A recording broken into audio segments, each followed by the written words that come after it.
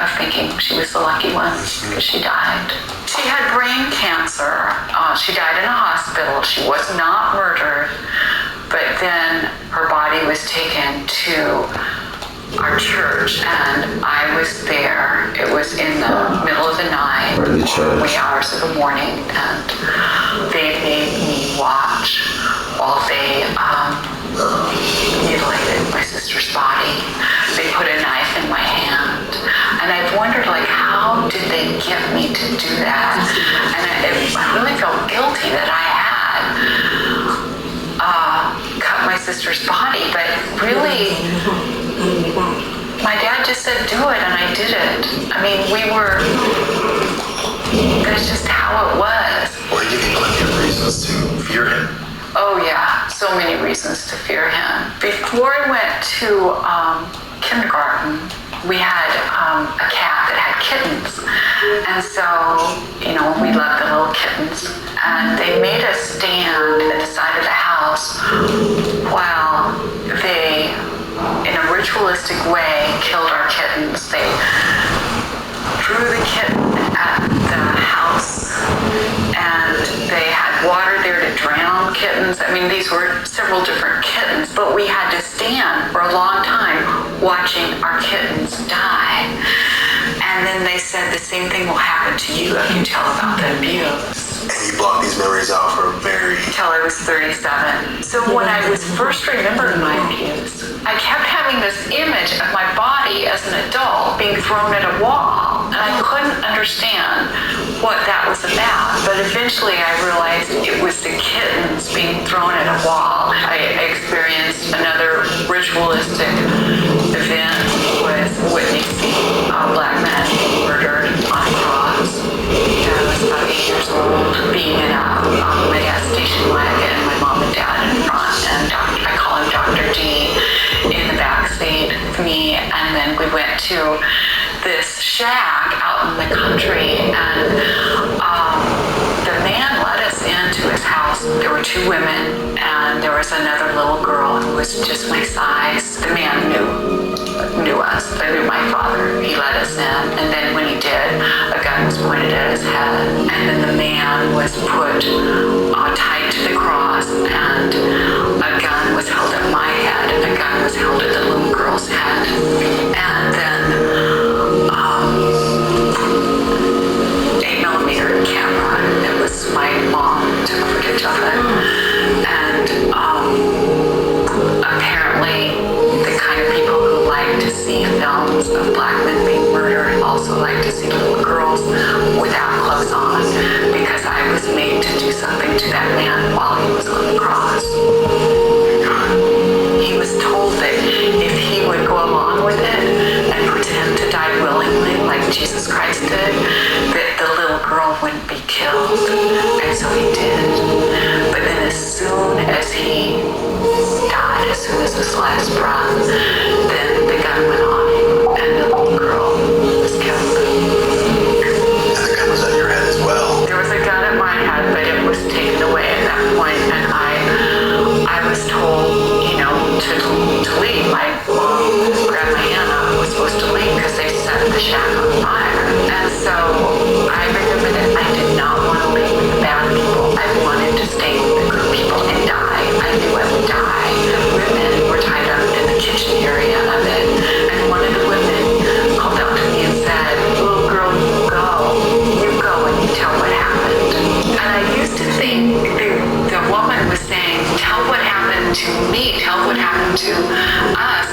But no, she was saying, "Tell what happened," because she wanted me to have a reason to want to grow up. I've grown up, and I've told, and I appreciate this opportunity to tell. Ritual abuse, that was ritualistic with the White Cross, Black Man, and my therapist, when I told her about it, she said, "Well, that's a lot of imagery, so maybe it's symbolic."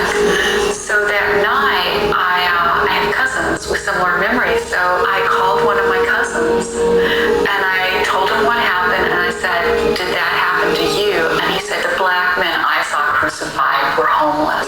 They weren't men with families." So he had seen black men crucified on crosses, and other of my cousins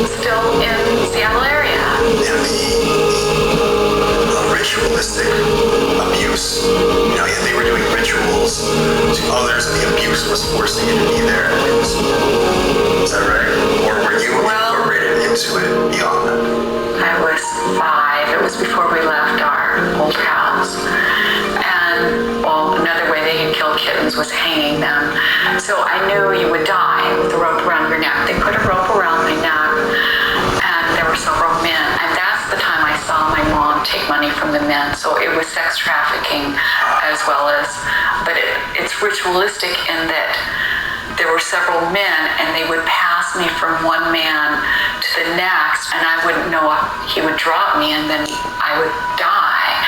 And I was passed to several different men, and I was really badly hurt. And one of the men told my father, "You went too far this time. She's gonna die." I heard him say that. And my dad was just like, "She's mine. I can do what I want." And I really wondered if I was gonna die. But my mother didn't care. That was perhaps the hardest part of the day, because I just looked at my mom and I wanted her to care. I was really, really badly physically hurt, and she just didn't care.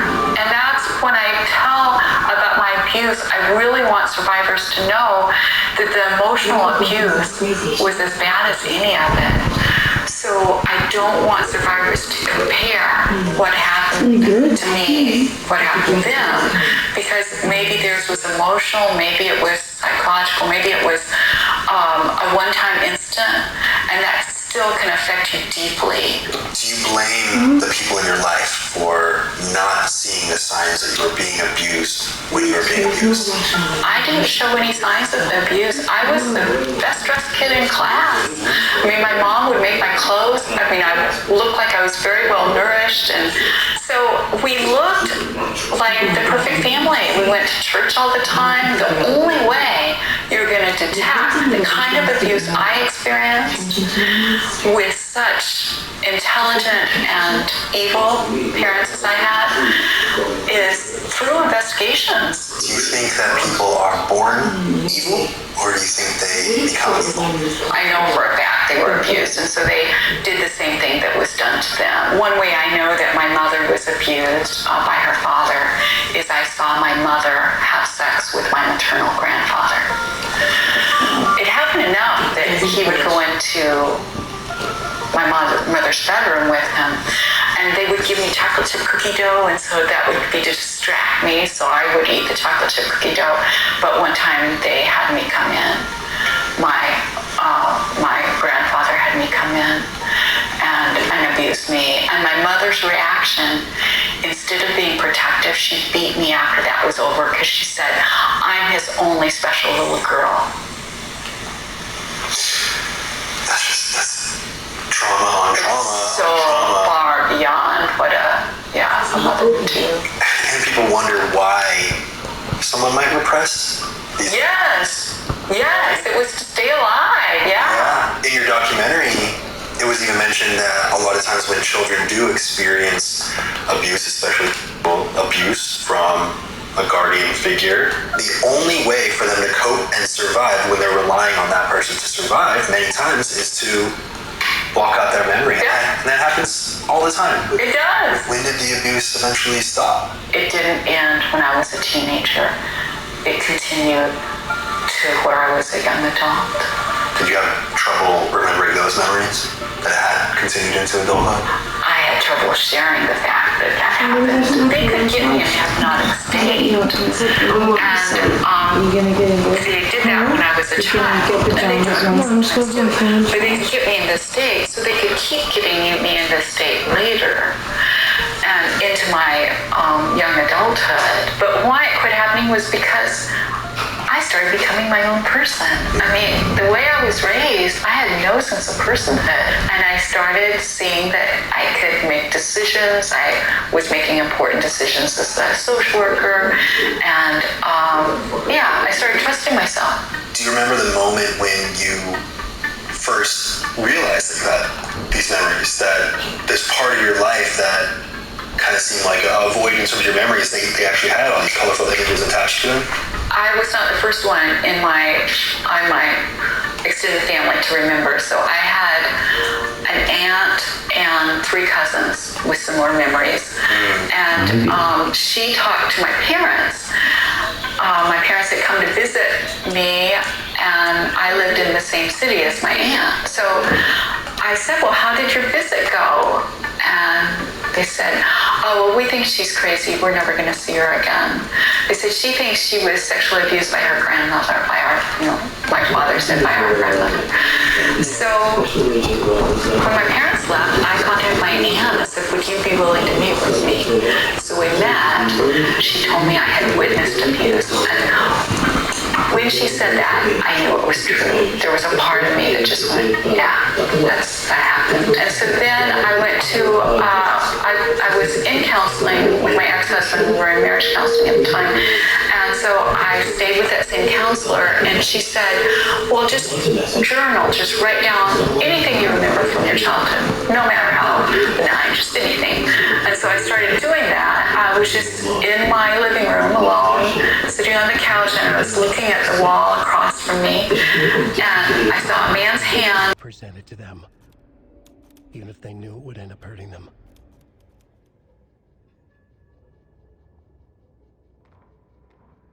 Saga was back at Cauldron Lake. He was there too, Nightingale.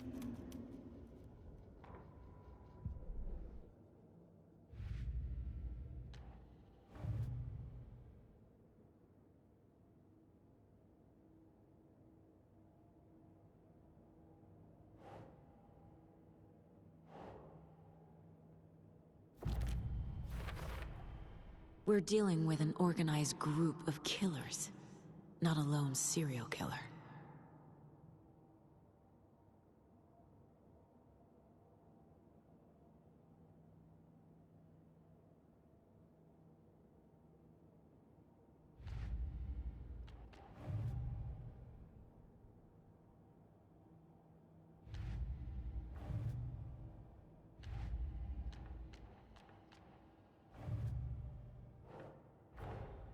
Finding a Casey movie lunchbox out here can't be a coincidence.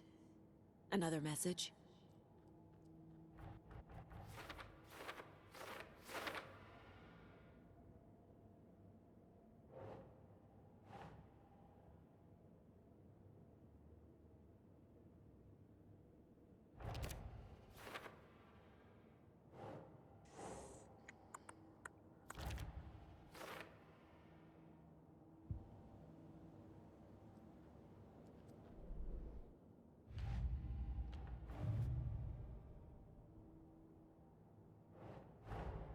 I need to know more about the Cult of the Tree if I'm going to shut them down.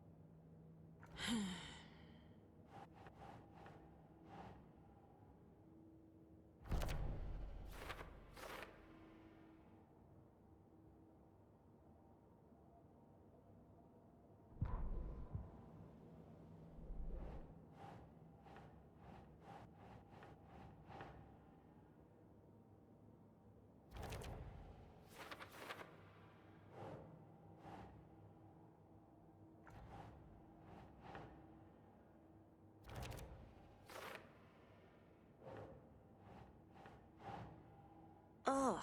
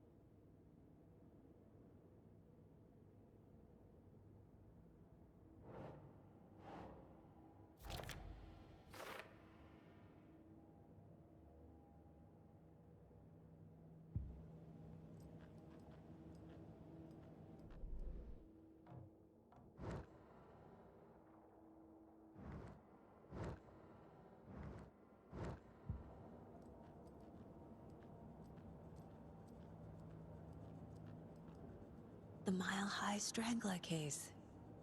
Proud of that one. The victim was one of their own. FBI Special Agent Robert.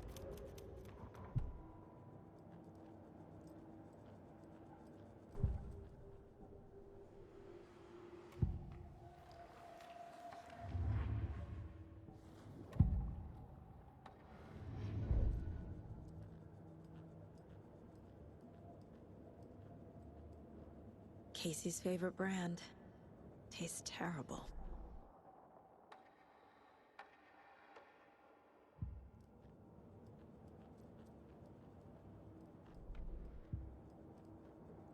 My first ever prank on Casey. A true classic.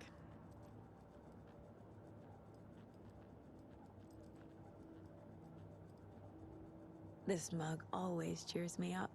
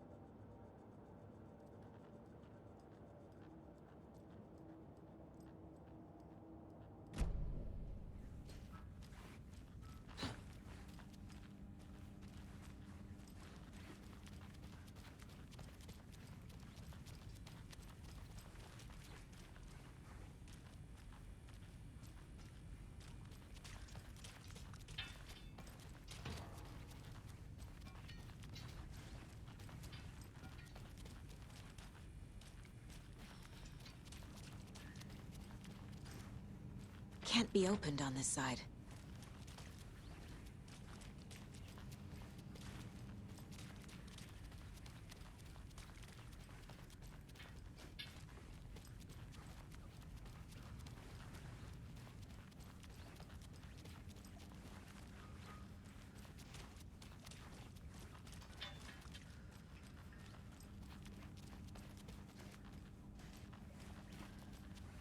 It's not opening.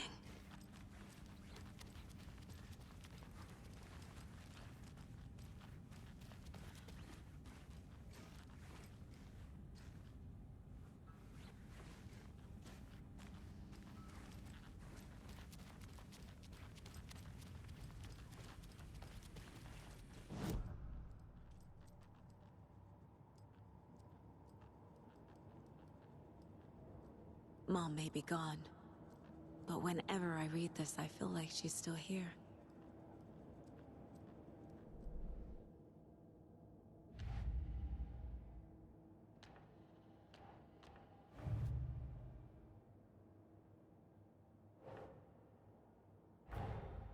A dead man turned into a monster. Light as a way to fight him. Pages predicting the future. There's no rational explanation. This is the case we must solve.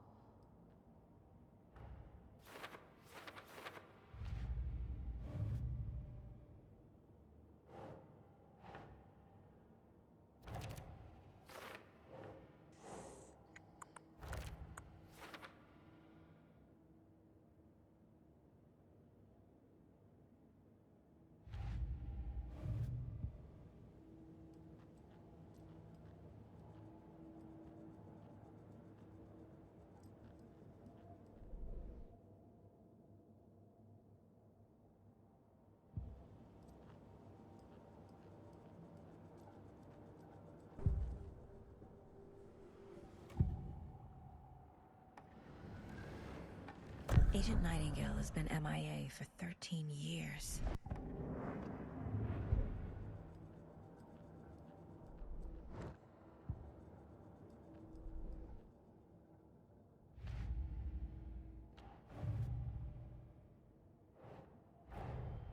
The cult of the tree is behind these murders.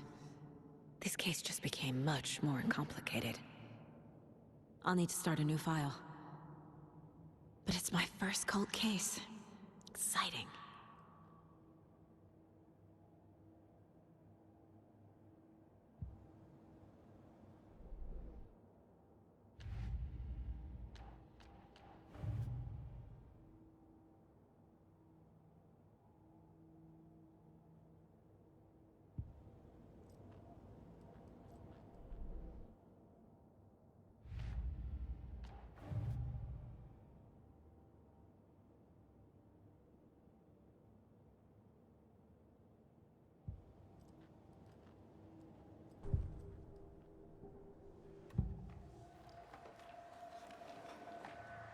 The cult of the tree.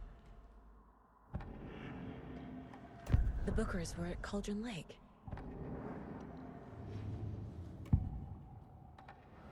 We found a page in the woods. Nightingale was chosen as the victim.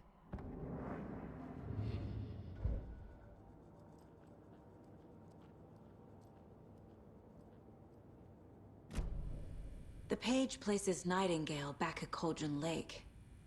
Calls him a Taken. We need to head over there, stop him, before anyone else gets hurt. Okay.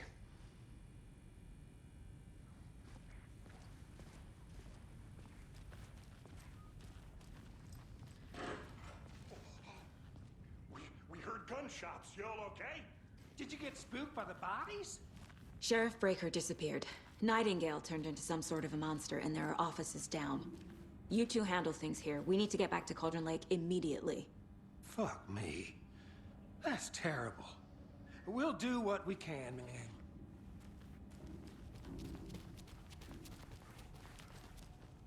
But that's crazy, right, Thornton? Nightingale's heart was missing. How could he do anything? He's dead. Yeah, right.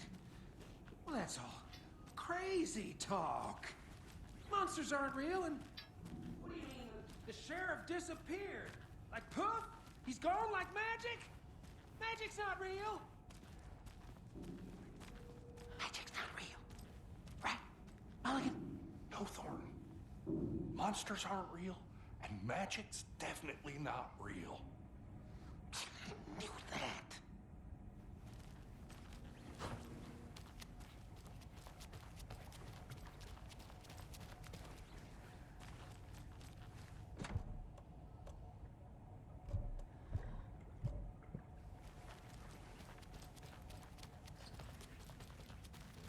I need bolt cutters.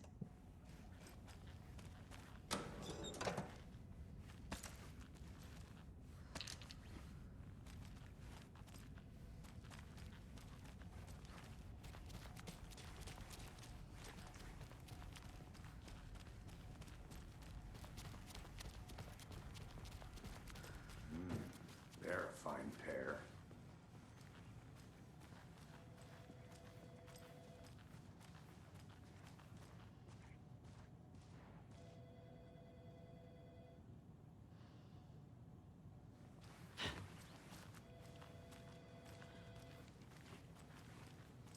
My client has been held here long enough. Are you gonna let me speak to them or not? Just a moment, ma'am. Someone will be right with you.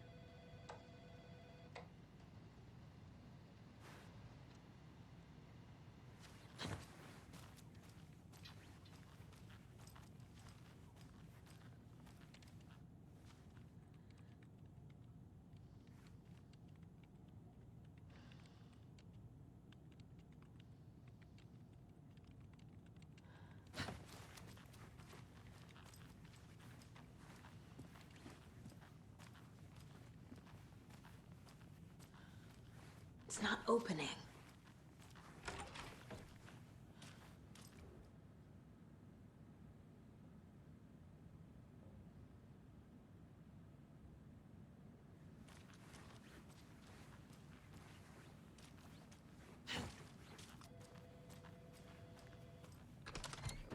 times do we have to do this, Walter?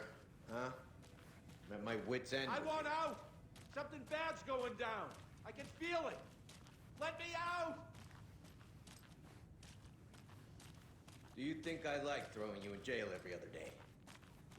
No, I don't. Do you have any idea how much paperwork you're causing me? What's a lot?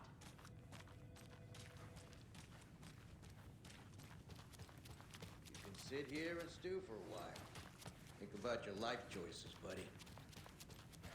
Is it really worth this?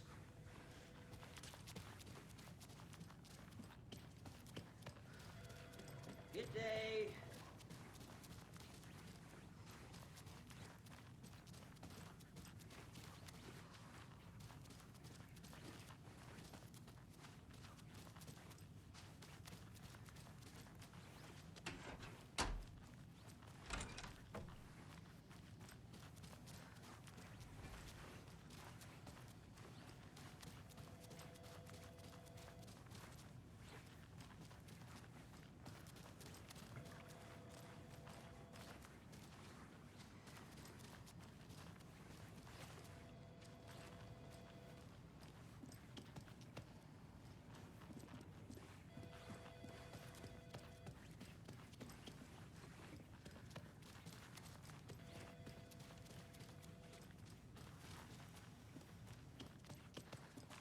Nightingale and his cult are dangerous. We need to be prepared in case things escalate more than they already have. Can you call it in, Casey? Smart choice, Anderson. Agent Casey here.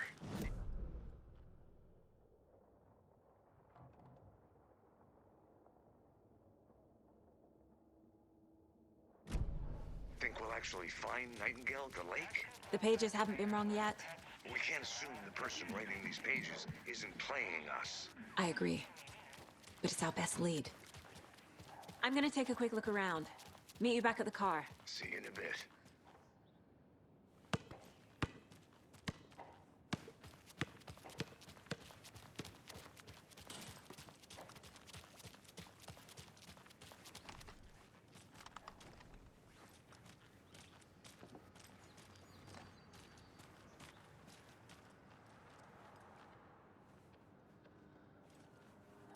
Hello.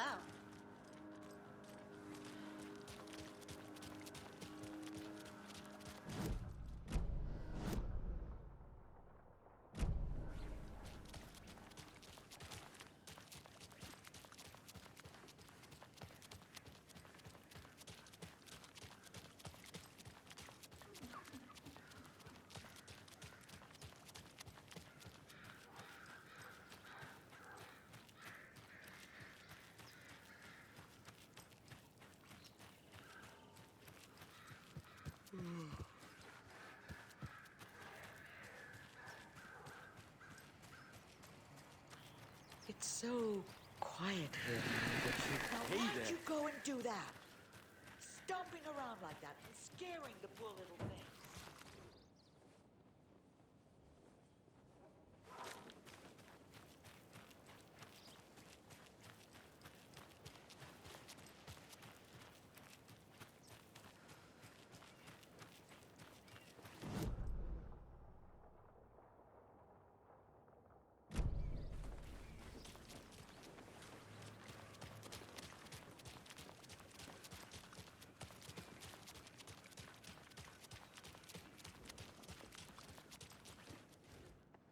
Setter is better.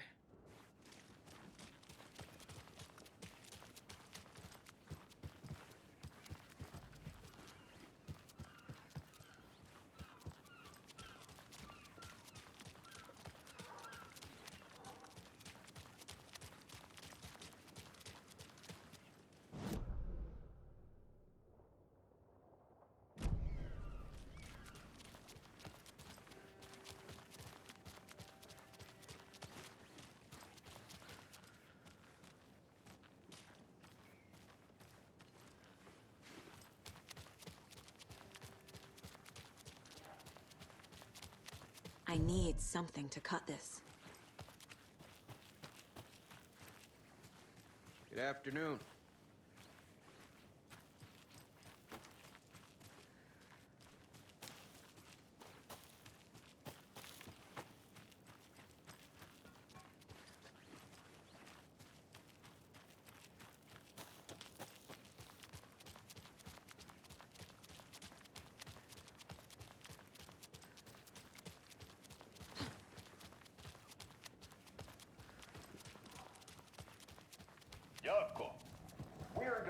Seen anything out of the ordinary in town lately?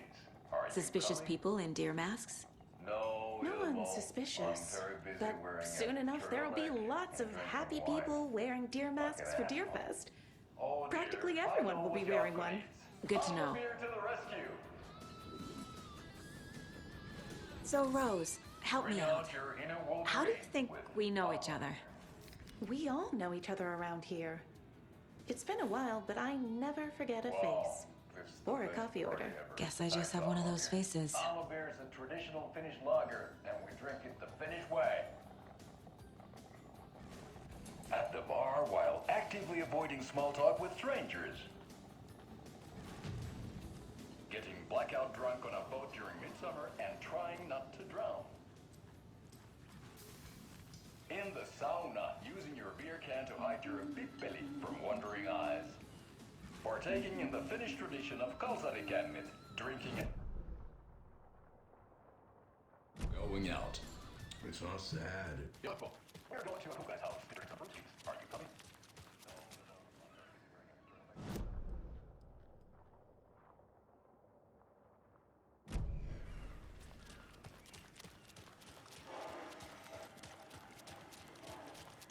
Enjoy your day.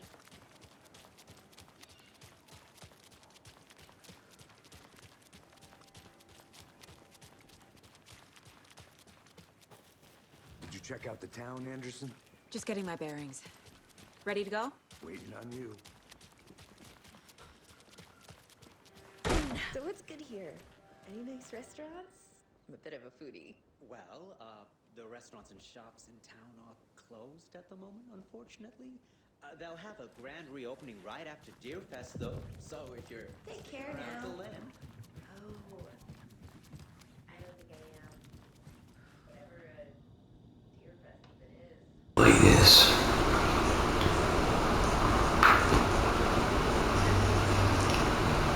You can watch this shit, bro. This one's the most fucked up one. And that's the most fucked up.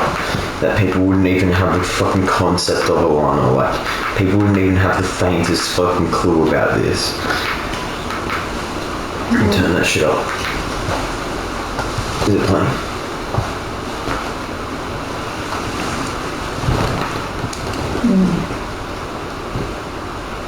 Whether you're aware or not of the harmful and dangerous ingredients in the so-called COVID vaccines, you're seeing injuries and even deaths among people you know, or people your friends know, and it's expected to get worse.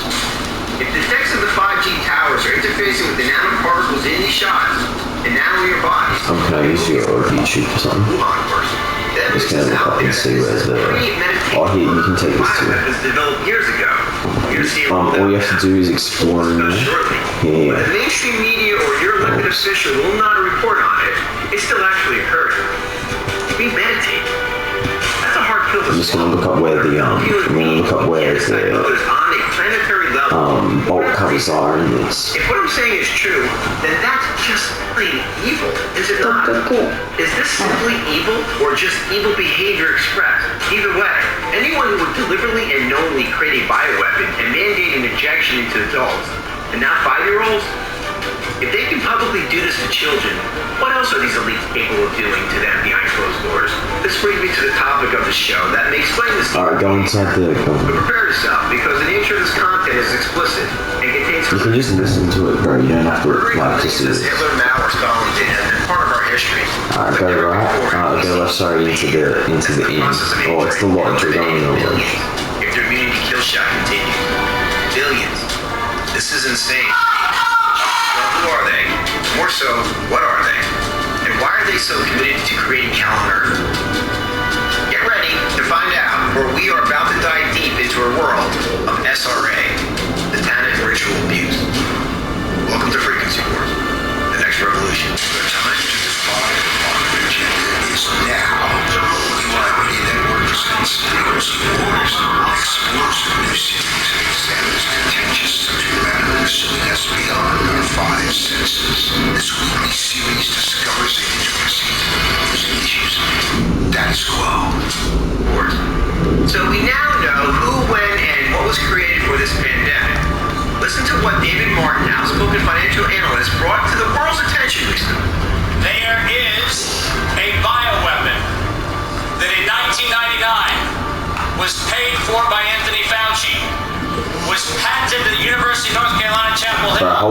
Fuck, bro, this game is probably massively long. I didn't realize how long this game is probably going to be. Which had the following protocol that was actually a bioweapon created by NIAID for this There was about 4 different doors in here that had bolt cutter.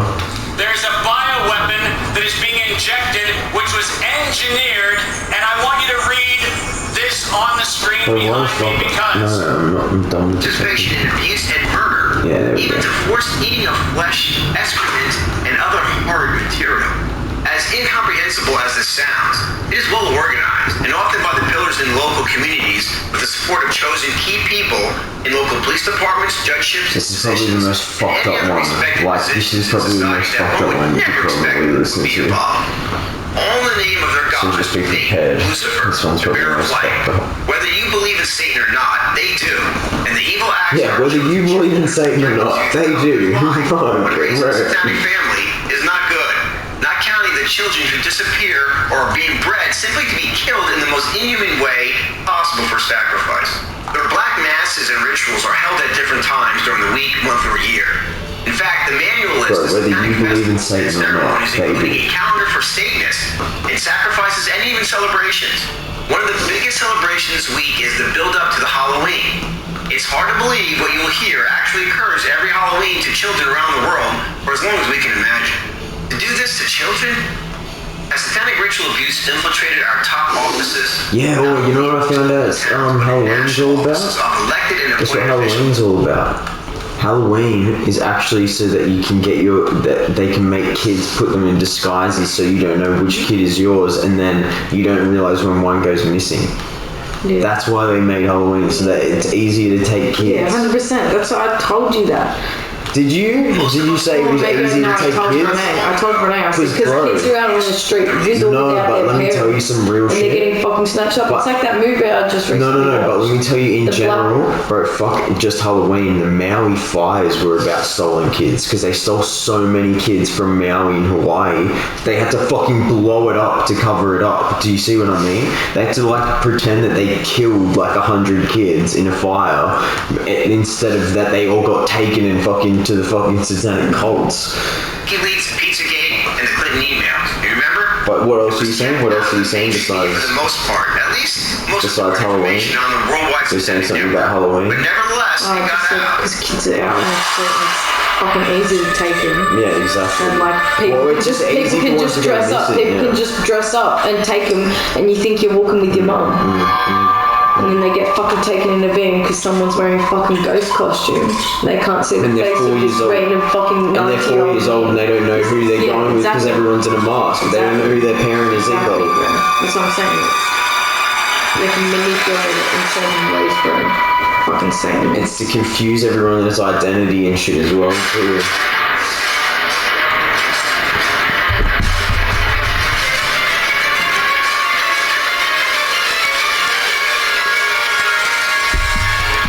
See, John Ramirez says all this shit. may have forgotten, but what we saw Bro, this is so much fucking bullshit before he actually interviews her.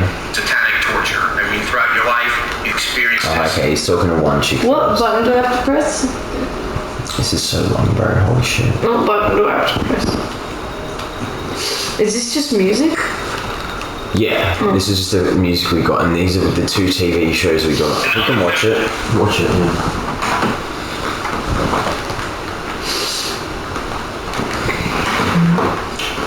But no, I think that's it. You can leave.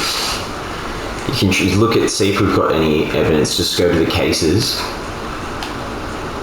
and there'll be like a yellow dot on if there's any. Just press square. Because yeah, no, I think we did them. Oh wait, there's still one. There's still one yellow question, but I think we have to find another page for that. And we can leave anyway.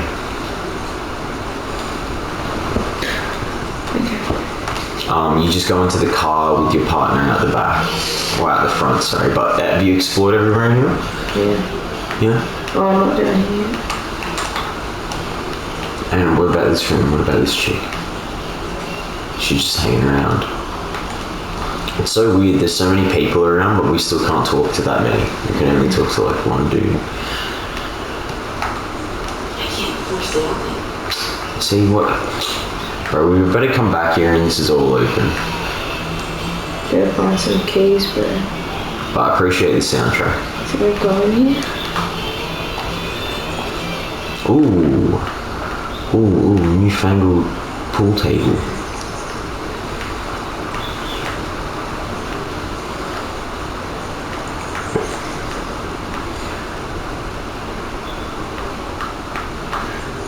Go in here. Snacks, yes. Yeah, I've been in here for years. So you can eat them with your moving picture. Or is there anything at the back, like this side, yeah? Or just that? It's the whole Okay. way. What about? There's nothing in that door, so. Okay.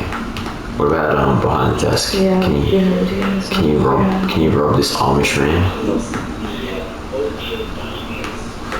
The OD diner. Alright, yeah, just get in the car. Get in the fucking car. It's on the left, yeah? Get in the car, bro. Because, bro, this is exactly where I got up to. Can you imagine how fucking pissed I was? Like, to just have to restart all that. Just from where we were right here. This is where I was before, bro.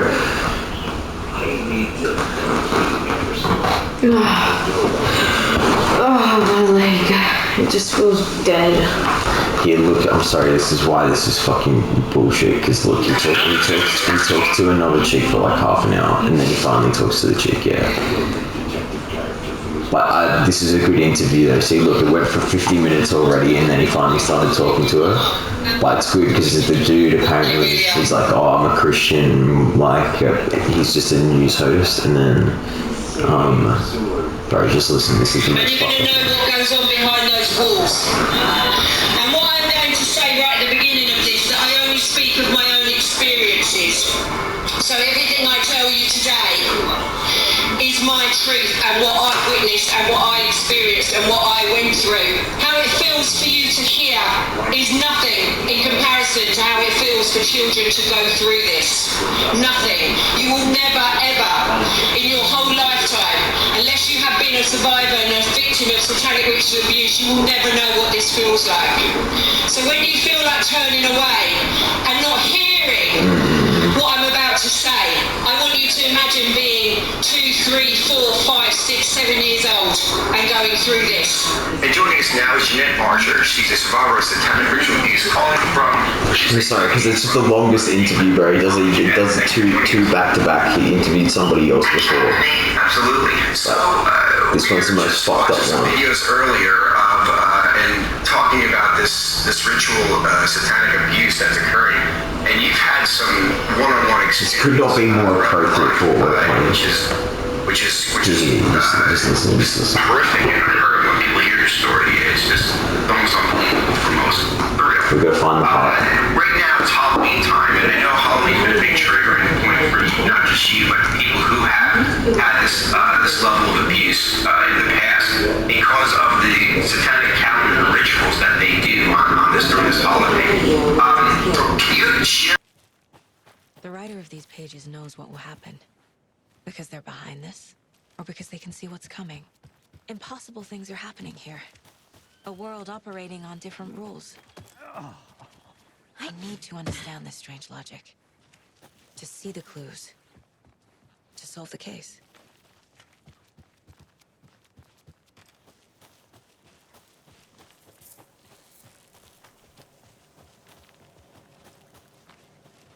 Hey, hello there. How are you folks doing? Those restricted area signs don't do a damn thing, huh?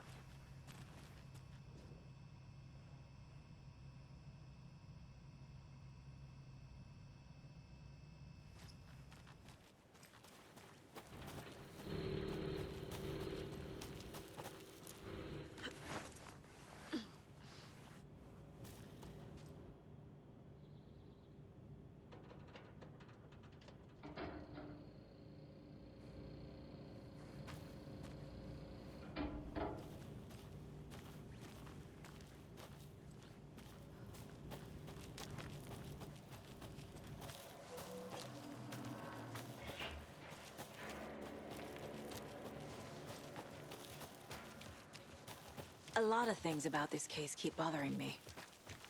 But one thing feels really off. Breaker's disappearance. I don't get the feeling Nightingale was responsible. He was about to give you more of those pages. Something didn't want us to have them? Or was protecting him from Nightingale? Spontaneous combustion? I don't know what. Not the kind of disappearance we normally solve.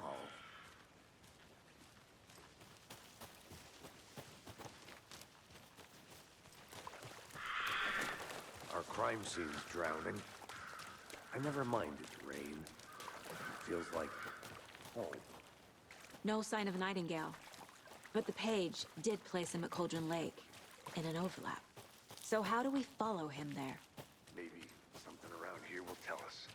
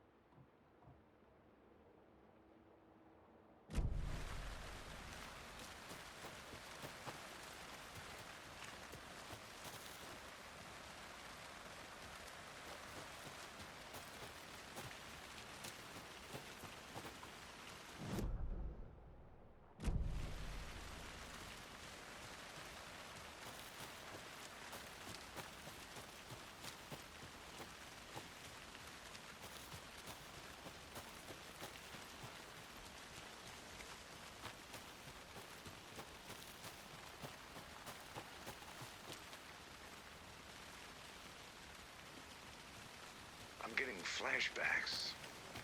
Remember Ohio? Sure. The North Side slasher. But that case was completely different. Bare feet. Nightingale. I'll see where these footprints lead. Can you comb through the crime scene one more time, KC? Just in case? On it. If anything comes up, I'll radio you. We've seen this symbol before. After we find Nightingale, what then? I've never arrested a monster.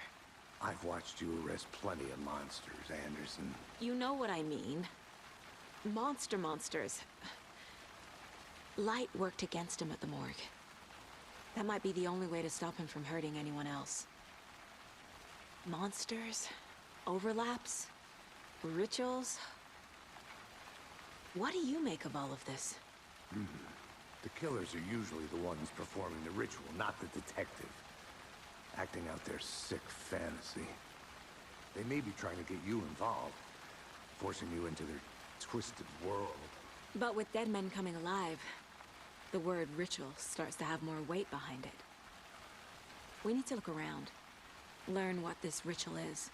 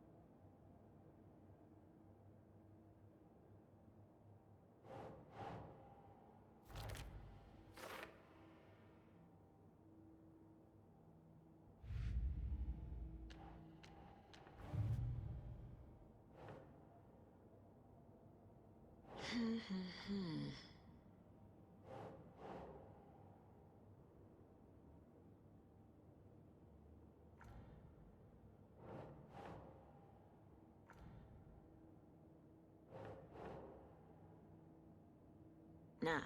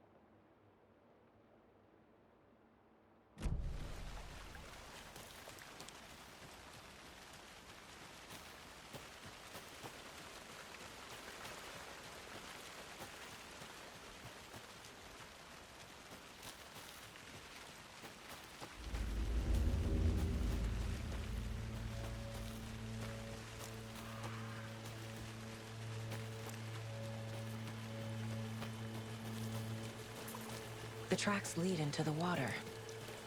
Where? I can feel something. A presence. Nightingale isn't far.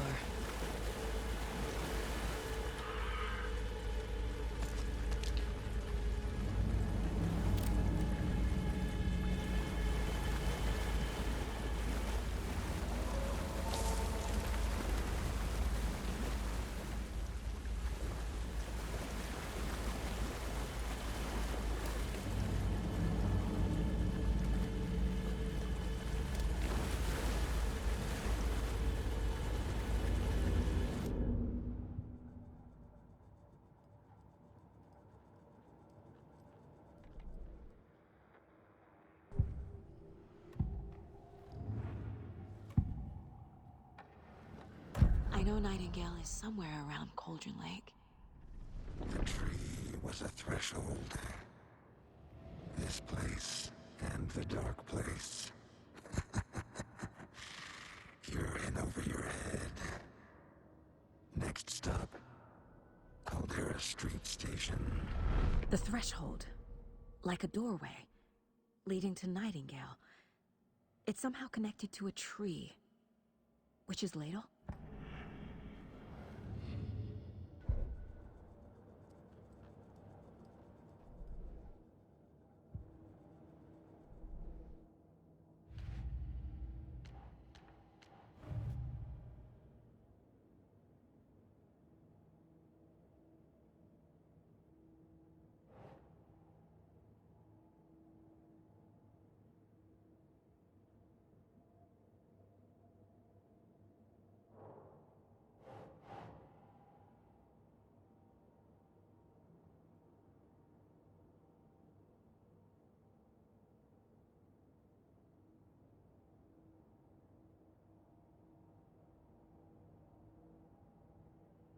Right.